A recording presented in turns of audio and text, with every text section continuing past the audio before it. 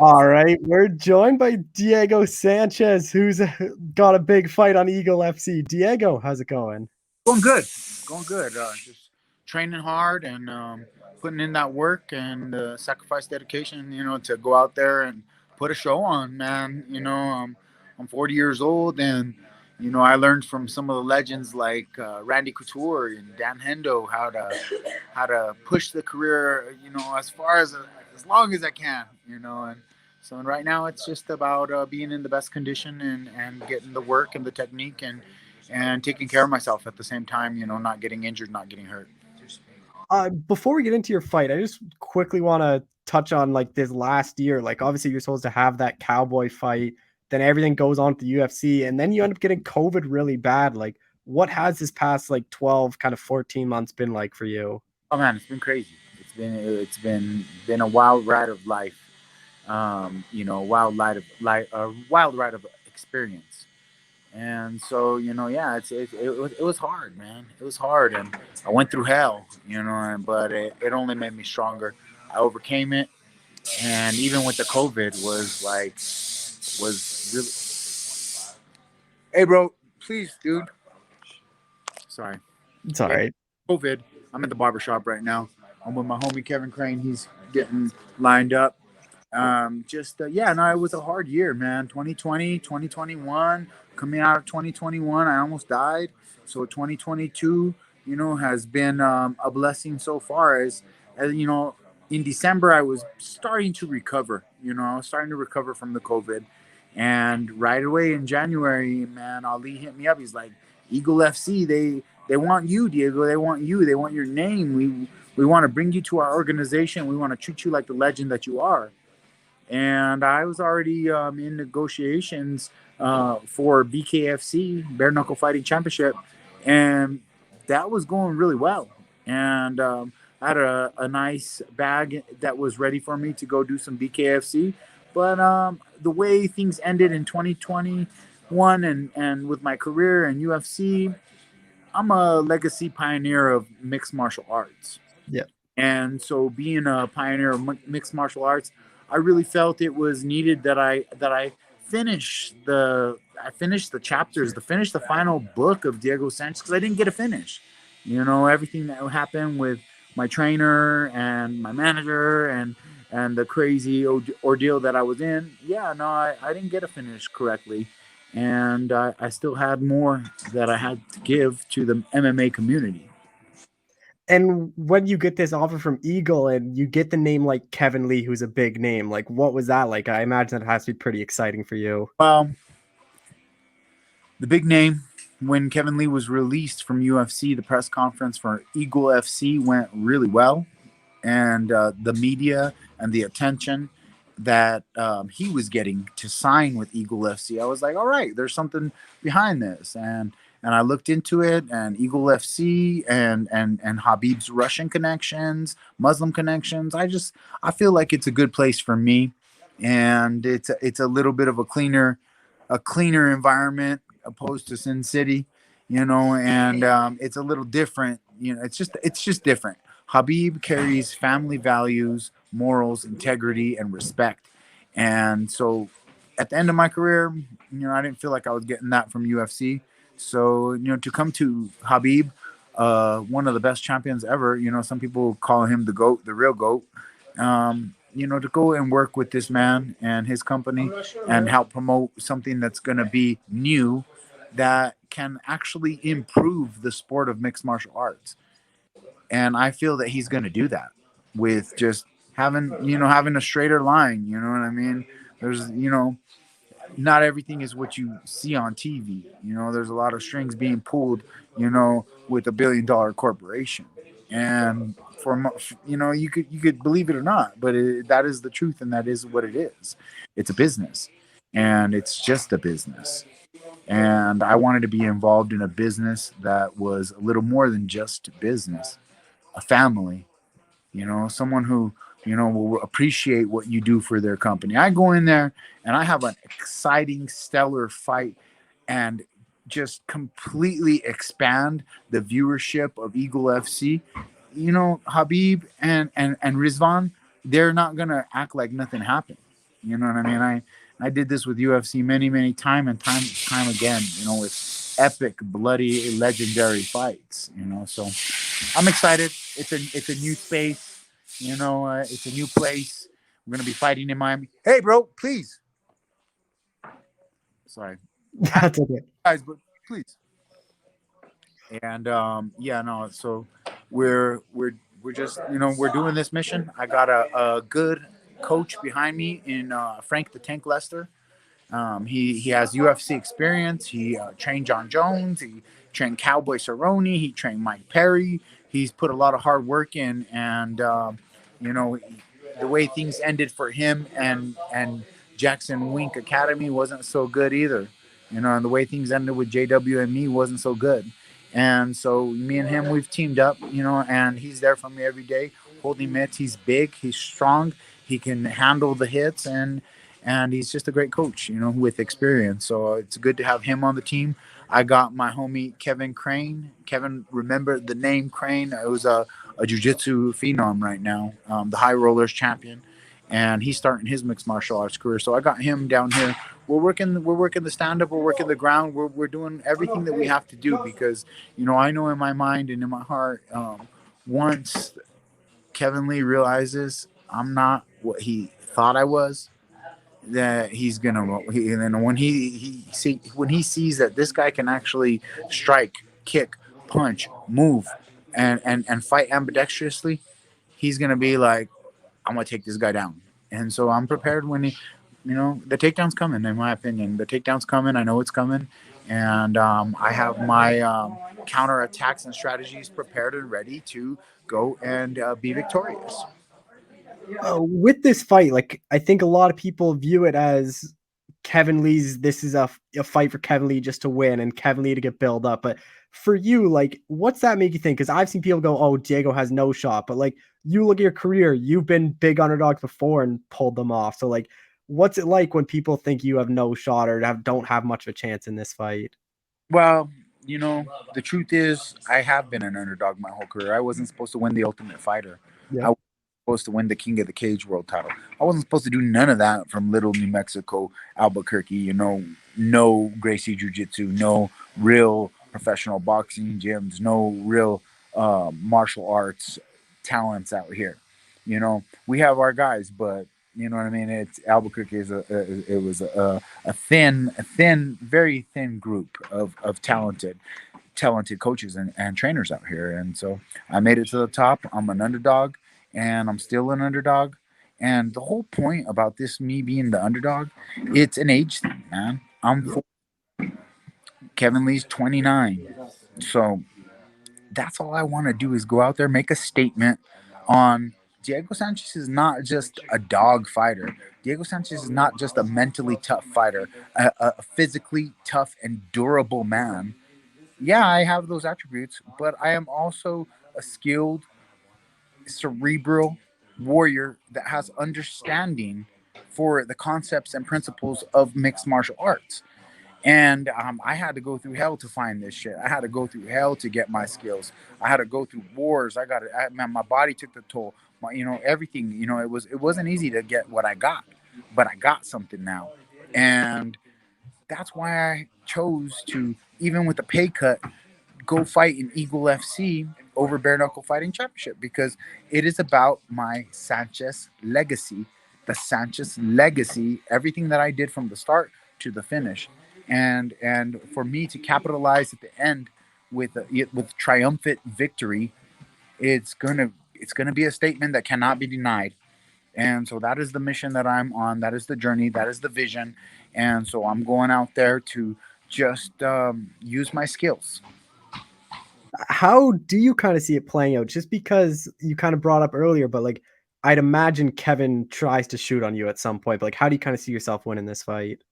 Well, I got many tools in the bag to win this fight, whether it be on the ground with a submission, whether it be on the feet with a strike, kicks, punches. All I know is that the guy that he's watching on tape is not who I am right now. And so if he's training for the guy that fought Jake Matthews, that's not Diego Sanchez at all, at all. And with this, let's see, a year of retirement, I all I did for that full year was train my hands for BKFC. That's it. Like the one piece of the puzzle that I kind of lacked my whole career. I Mhm. I put the work in, I put the time in, I put the thousands and thousands of repetitions in, to really learn how to do this. In my opinion, the best that Diego Sanchez has ever done it. And so I feel that when I get out there and I'm in the fight with Kevin Lee, he's going to be very surprised on the speed that I bring to the table as a 40-year-old. I think he's going to be very surprised with diversity and dynamicness that I bring with fighting ambidextrous. And I'm not talking about jump and switch stance. I could fight both sides equally, perfectly the same. And so this is going to present things that he's not ready for. And now it's the last 3 weeks of training camp, and they could do everything they can to prepare, and I could do everything that I can do to prepare. But we're gonna go do war, and we're fighting a 3 round fight. So it's I'm gonna be putting my foot on the gas pedal. I'm gonna be doing the same thing Diego did his whole career. I'm a pressure fighter, and I'm gonna go out there and I'm gonna pressure him. I'm gonna put the pressure on him. I'm gonna get in his face, and I'm gonna hit him with stuff. And that's when I believe that the fight will change, and he's gonna go.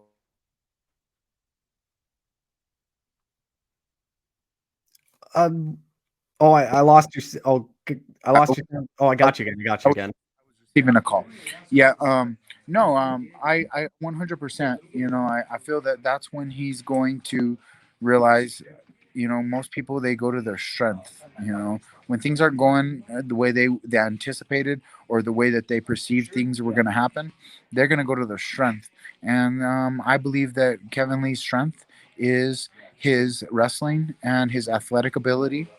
And so we're gonna put my mind and his mind in there, because really it's the mind right here. You know what I mean? What kind of mental toughness do you have? And I have nothing but respect and honor and integrity for Kevin Lee. Thank you for taking this fight. I like Kevin Lee. There's no hate or resentment. This is the real, true Bushido way. I'm going in there to out skill this man. I'm going out there to go and just put it together. Put everything that I did in 20 years of mixed martial arts. I just want to put it together.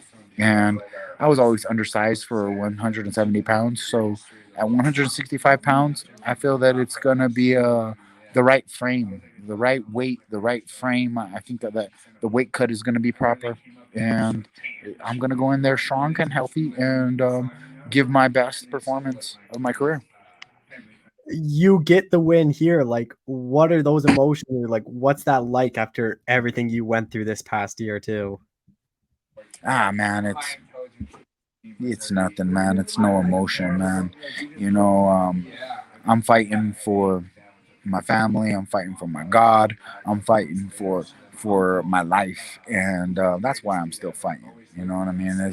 It's always much more than just a paycheck, and I'm fighting for my legacy. I'm fighting for who is Diego Sanchez?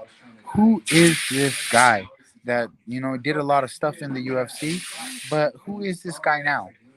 What is this guy gonna bring? What is he gonna do? How's he gonna react? How's he gonna feel in a new space, in a new place, a new ring, a new cage, a new venue? Not Vegas.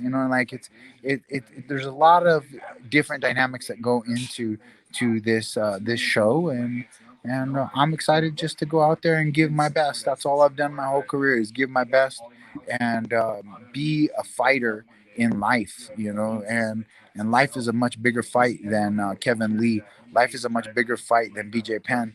Like, life is the fight, and if you don't learn how to fight for your life, you're gonna just die. You're gonna end up dying.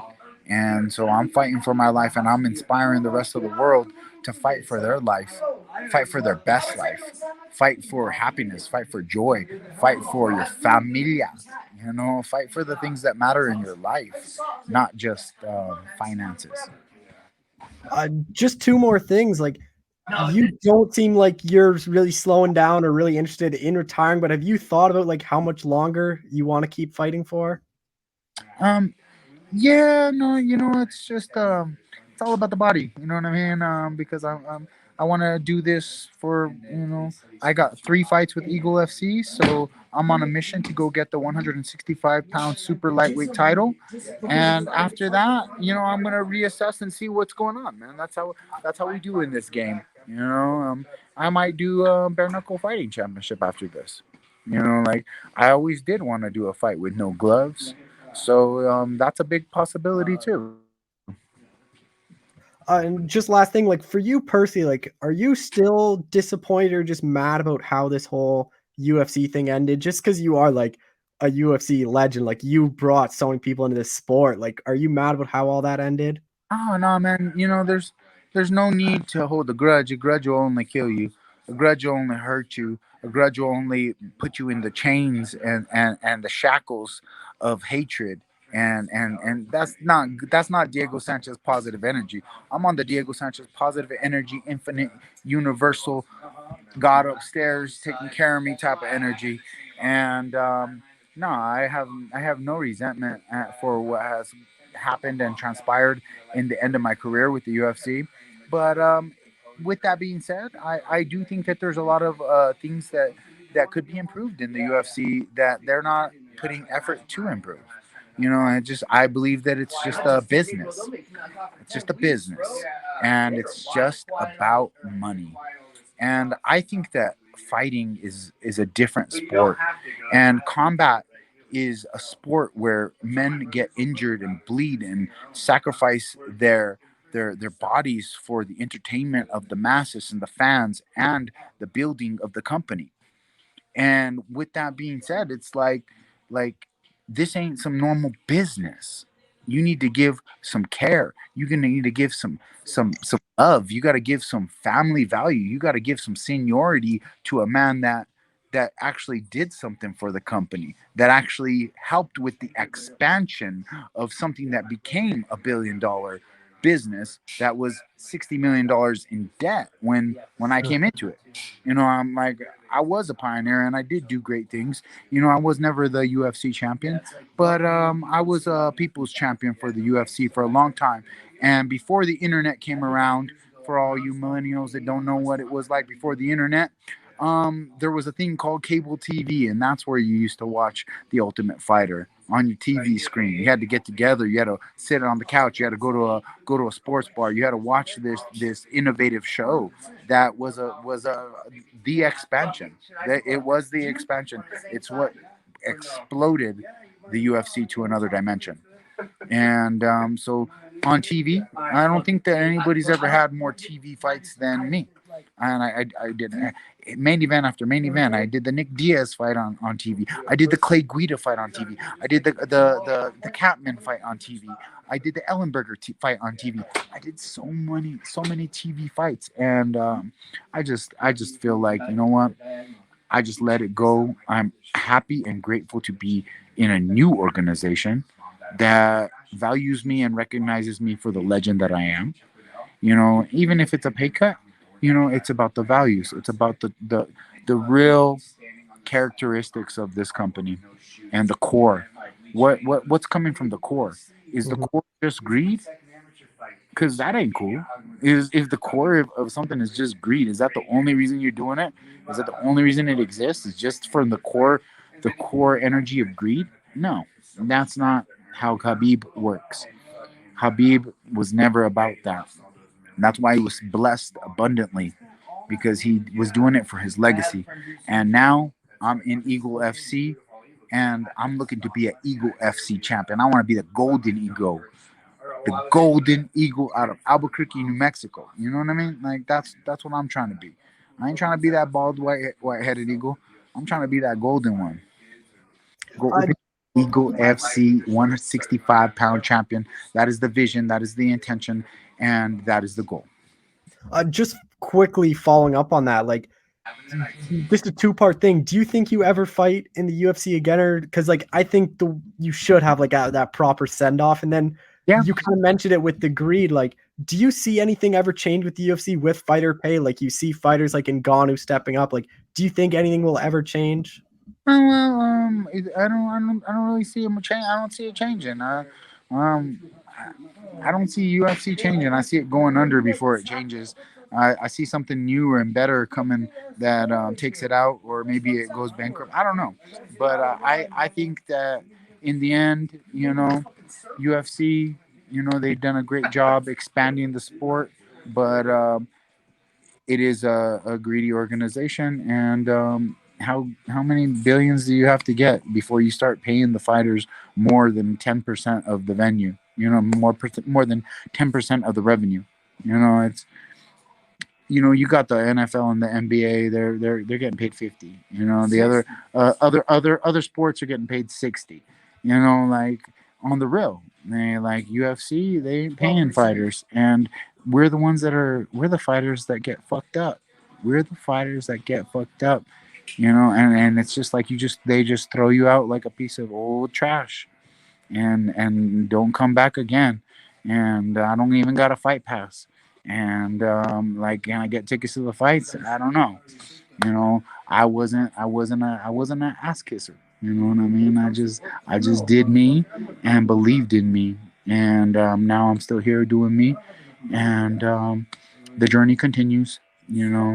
My story is told not so much on the internet, on these podcasts, but my story is told in person. I like to look people in the eyes. I like to let them feel my energy and know that I'm not lying. When you look someone deep in their eyes and down in their soul, in you're like, man, this dude ain't a bullshitter. This dude is telling me the truth right now. So when people want to know about my story and what went down with Joshua Fabia and all that, you get it in person. Maybe at the right time, the right individual, the right person that I trust, that I love, that I care about, that wants to listen. Maybe we'll put a camera on and we'll do it. But as far as that story, it's a mystery. It's a mystery, and I'm a mystery man, and I got a plan, and I'm on a mission, fighting for my family, fighting for the Lord and Savior Jesus Christ, my God up in heaven, who saved me from the whole ordeal with the phobia. That's all Jesus right there. That's all prayers. That's all spiritual work. But we live in a world where people don't really like to talk about the spiritual side of life because it's scary. It's really scary. You start talking about dimensions and beings that are vibrating on a multi-dimensional level. People don't like to talk about that stuff.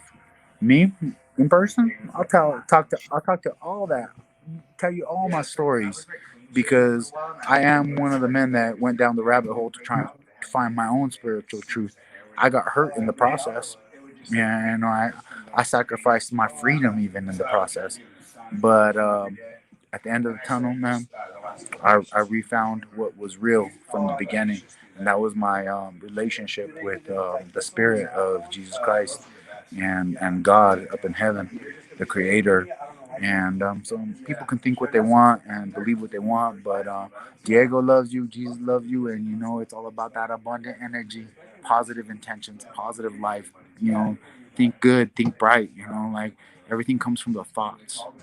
Control your thoughts. Oh, well, Diego, thank you so much for the time. I really appreciate it. Hey, cool. Shout out to BJ Penn, the real GOAT of the UFC. Me and him have had many of these talks. Me and him have gone deep as the abyss. And vote for BJ Penn, Governor of Hawaii. Come on, let's rally up. Let's get the right man in office so I can go down to the beach without my mask. And Diego, I just have to say thank you to you too. Like you and Cowboy Cerrone are like the two guys that got me into this. Like I remember I used to walk home from elementary school and my dad had the Fight Network on, and I used to watch like your fights and Cowboy fights, and that's how I got into this sport. So without you, like I would never be doing this. So just thank you for that too. Hey, well, Cole, it was good talking to you, and if you ever want to do it again, you got my number. Hit Yep. me up. And maybe after this triumphant, magnificent victory, we'll do another one. Yeah, for sure. Thank you. Have a good one. All right, brother.